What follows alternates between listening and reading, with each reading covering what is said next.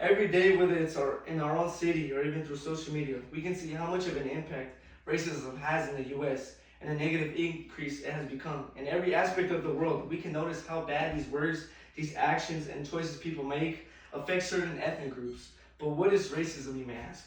According to Gale, in an article titled Gale Opposing Viewpoints, online collection called Racism, racism expressed explicitly through racial and slurs or racialized violence, but is often expressed in more subtle ways. People may be unaware of how much stereotypes or overgeneralizations about groups of people permit their thinking. Negative stereotypes depict an entire group as inferior or less tolerable than others. Not only does it affect certain ethnic groups, but it can affect anyone.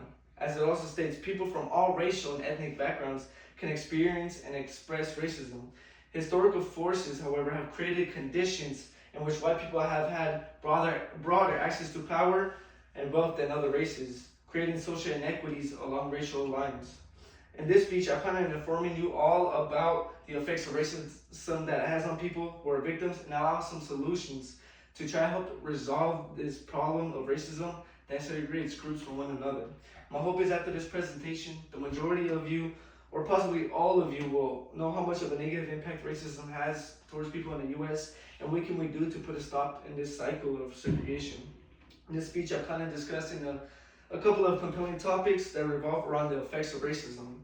The racism of increased throughout the years, how does racism affect people of color and their health, and the simple matter of trying to solve racism. Moreover, how there's no benefits or pros to having racism in this world. Throughout the years, racism has yet decreased and doesn't show a sign of ever stopping as it only keeps going. As stated in the article titled Racism by Gale Opposing Viewpoints, titled Racism, explicit expressions of racism and racial biases have increased in the 2010s and 2020s. Scientologists and other experts who study racial inequity have argued that the 2008 election of Barack Obama as the first black president sparked a racist backlash against civil rights gains made since the 1960s. Based on this alone, we can really reflect on our own experiences and sort of understand that this is very true. Of course, the majority of you were old enough to see all the backlash, all the negative comments and stuff that Barack Obama received when he finally became president back around 2016. And we can also agree that in today's times, whether it's through social media or in-person experiences, we can see how racism is becoming normal in today's generation, how people normalize it, which I personally believe is not something we should normalize or practice in today's times.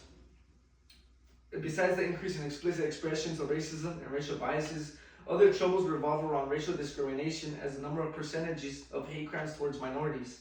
According to Glenn Justice and CQ researcher, systematic racism, African Americans are more likely than white Americans to be arrested. Once arrested, they're more likely to be convicted, and once convicted, are more likely to receive lengthy prison sentences. As well as black Americans are more likely to be falsely accused. Of the 2,000 people convicted of crimes including murder, whose convictions were later overturned, of crimes in the past 3 decades, more than half were black, according to the data from the National Registry of Exonerations. And also states how black community and the white community feel towards these false accusations and the way they are treated, as almost 8 in 10 black Americans were dissatisfied with the way black Americans are treated, and 59% of white respondents were dissatisfied on how black Americans were treated, although that was an increase from 40% of 2018. As we all know how dissatisfied these communities are when it comes to racism, how does it impact people's lives? Racism not only affects a person through their mental state, but even affects them physically and emotionally. It affects their health as they're more likely to suffer diseases. According to Ms. Presley, in a document titled H.R. 8178, a bill states, due to structural racism in the United States, people of color are more likely to suffer from chronic health conditions such as heart disease, diabetes, asthma, hepatitis, and hypertension, and infectious diseases such as HIV, AIDS, and COVID-19 compared to their white counterparts. Of course, this is highly true because we all know that people of color don't get the exact same treatment as their white counterparts, as it's most likely offered to white rich people rather than people of color, who are often neglected when it comes to their finance, to their health, or even their living in general. Another thing is racism can have a toll on people of color as they experience a higher chance of poor health and risk diseases. Joanne Loosley, in an article titled What Are the Effects of Racism on Health and Mental Health, states, According to the CDC, racial and ethnic minority populations experience higher levels of poor health and disease across various conditions when compared to the white counterparts. These stark disparities have driven interest and research into how racism may affect people's physical and mental state. Another thing is that their mental problems mostly come from the fact that they aren't able to find a substantial position in life as they're neglected on jobs. Joanne Lucy then states the percentages of what each ethnic group receives when it comes to jobs and how difficult it is for them to find one. As 35% are African Americans, 25% are Latinos, 22% Asians, and 18% are whites. Similarly, 30% are American Indians, 23% of blacks, 19% of Hispanics, and 11% of Asians. This shows us that black people are most likely to suffer, along with white people, Asian people, and Latinos, as they're mostly in the minority groups. And this shows us that they're more likely to suffer mentally as they have to deal with challenges in their everyday lives, as they're neglected, like I said, from their jobs, for their living, from their financial situations. It's difficult for them to live a suitable life as they're thrown barriers after barriers, limiting them from what they could do and can do. Also, an article by CNN titled Understanding Racial Trauma, the Mental and Emotional Injury of Racism states, many ethnic and racial groups in the United States experience higher rates of post-traumatic and stress disorders than white Americans. And one explanation for this is the experience of racism. People affected by racial trauma might take on some of the physical symptoms of stress, which is called stigmatization, which can be stomach aches, faster heartbeats, feelings of hypervigilance, and chronic stress, along with difficulty sleeping, fatigue, depression, anxiety, impaired gut health, anger, recurring thoughts of events, nightmares, sweating, shaking, etc. Without a doubt, we know that it's hard for people of color to live here in the United States, but what can we do? At first, we know that racism is a matter that we shall no longer tolerate in a world like this, as it divides us and causes conflict between groups of people, leading to more traumatic situations and events. But how bad is it? As we all know, there's no pros and no benefits when it comes to racism and segregating one another. In an article in Gale in Context by Florence Wagman Roisman titled Racial Segregation is Harmful states, racial segregation is silly. It is ludicrous to consider that one knows anything about another human being when all one knows is the color of someone's skin or the color of the skin of an ancestor of a person. She then also states racial segregation is wasteful of human resources.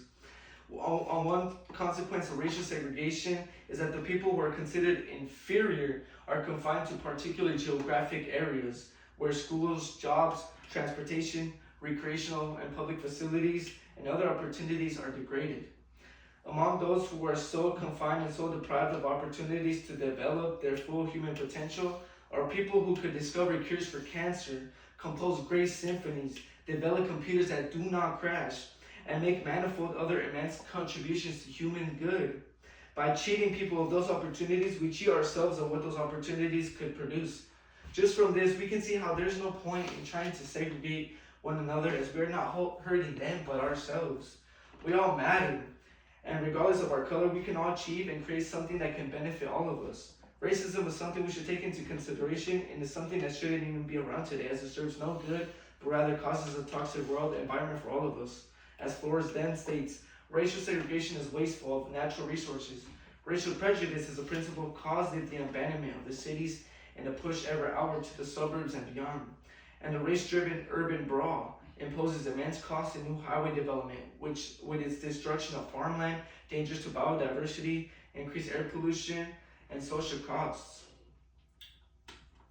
So, now, let's reflect upon our own thoughts and experiences and decide whether we want to make a change. As now, throughout this presentation, we have gone over racism can be expressed through explicit violence and slurs in words and actions. How does racism affect people of color and their health? And why and how we can solve racism, but moreover, how there's no pros or any benefits to it. So now at this point of the presentation, I want you all to go back home and to make a change with anyone who you know is against other certain ethnic groups based on their color. And to realize that we must come together regardless of our skin color, that we are all equal.